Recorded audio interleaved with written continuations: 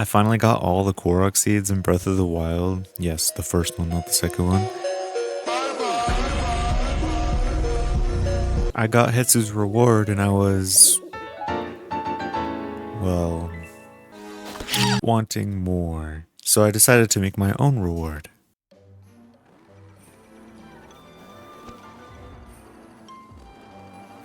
I'm still pretty new to 3D, so to make this easier for myself, I put this in steps. Step 1, to make the Korok dudes with each of the masks and at least one of the unique colors used once. And then step 2 was to figure out step 3. And step 3 was to do step 3, step 4. Yeah, I didn't know anything what to do. And that's okay, as long as you have a start, you go from there.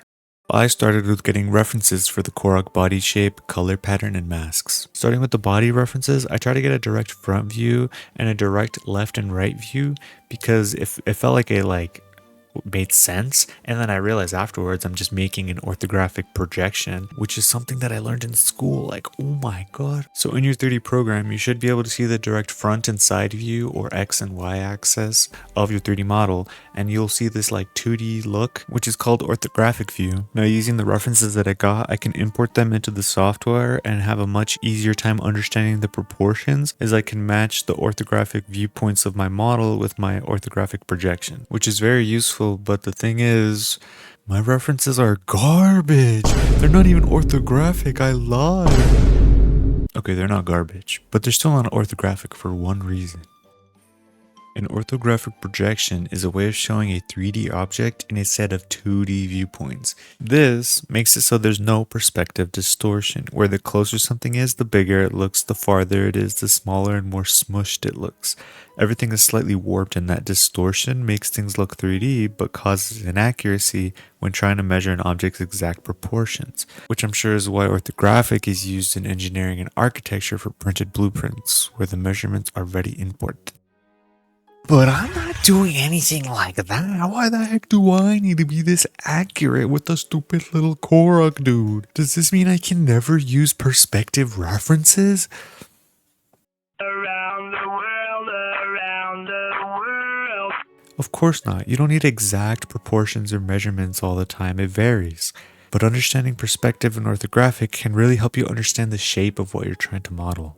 Whether you're trying to replicate something exactly or stylize it. Even if you're trying to make your own original thing, you still can reference other things, or maybe even make your own references, like making a turnaround of a character, which is basically an orthographic projection if you think about it. But the point is, references are cool. Open your third eye for 3D and knowledge is power. So use it to your advantage. You stupid. Back to my references. Since this isn't an orthographic projection, you'll notice that the different angles aren't even the same size and the features don't even align with themselves. The leg looks longer in this one and shorter in this one because I took this one from a higher point of view. The nose is higher in this one.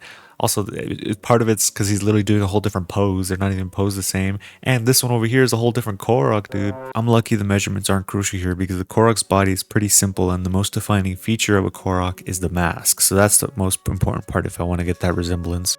The body resemblance turned out good though for a future project where it would be more important, like hypothetically, if I would remake my car in 3D so I could do cool animations or do CGI and fake my death, then I would try not to take pictures too close because that's where perspective distortion is strongest. And I'll try to keep that same distance for the different viewpoints of the car. And I'll have to align it as close to the center of each side of the car. Or in this case, I could just look up the same model of my car and get a blueprint. But at the end of the day, the more tools to your disposal, the better. I would still have to learn to do the colors and the materials and stuff.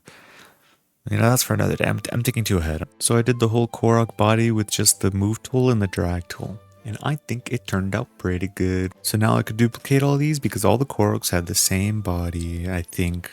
I checked some of them, but not all 900. There's one more body shape that I didn't realize I needed to do until after I did all the color patterns, which is this guy. This old man. Which this took me a while to replicate because my references were like 140p. I could barely even see anything.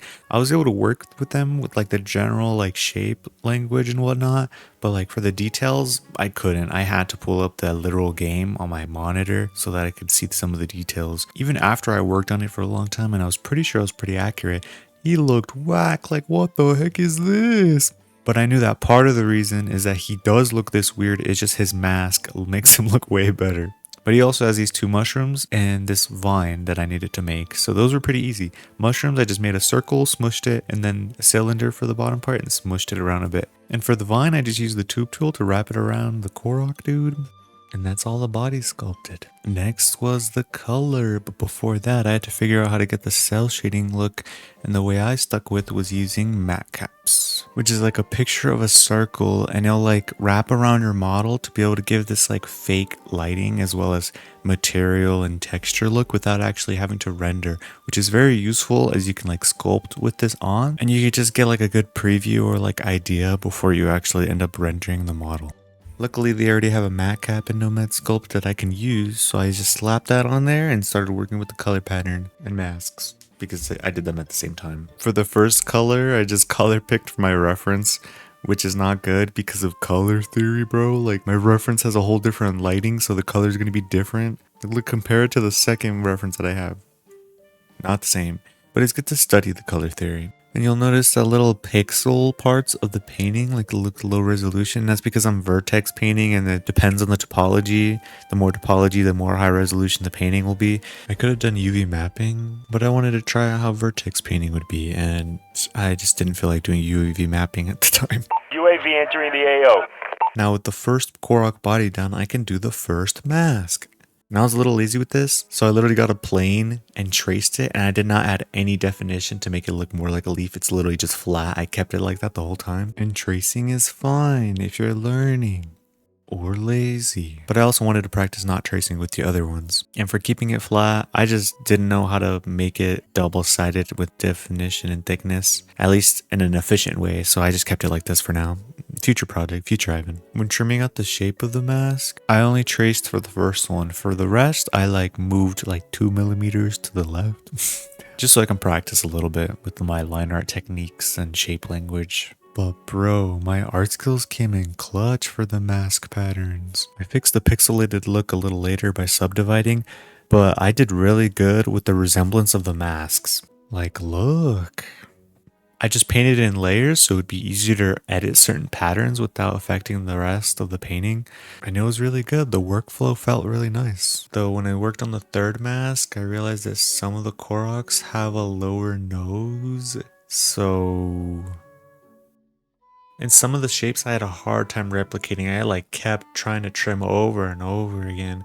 And then I decided to use the move tool to be able to change the shape after I trimmed it. But it messes up the topology, so it's a little uneven and it messes with the painting. So it's not too bad though. Next time. Apparently there's only 5 colors for the little Korok dudes, but I added a few slightly different ones for variation and they blend in pretty well. Now for the old man, Chio.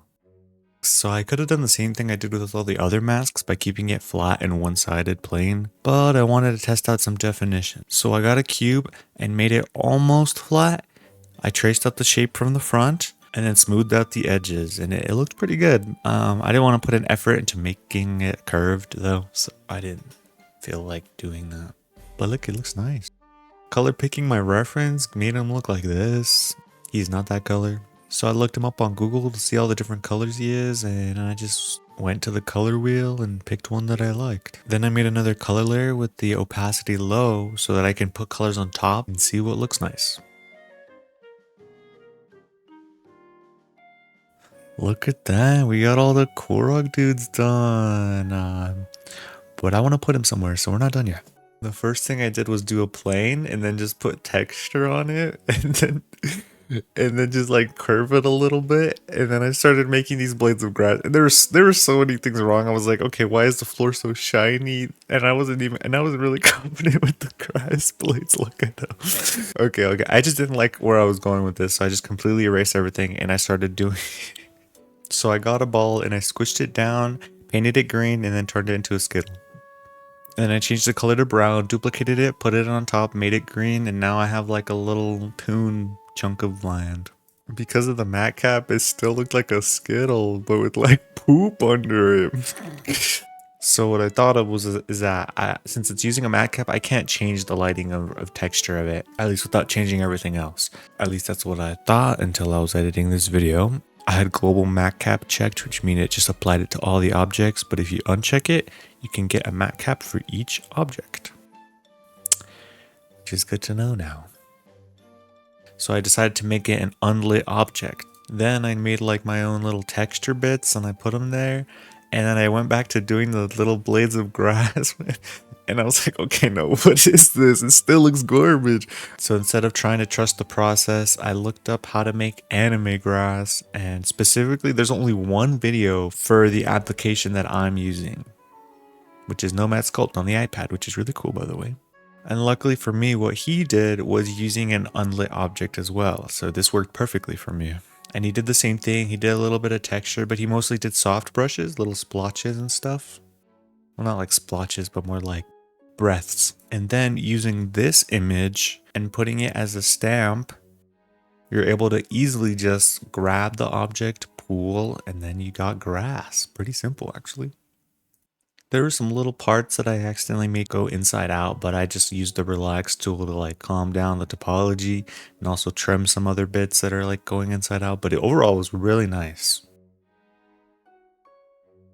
I had to fix the dirt looking like the great mighty Pooh. So I also made it an unlit object and made the color way darker and then airbrushed it some more darkness. It didn't really matter too much as long as it didn't look like the great mighty Pooh. It wasn't really going to be shown.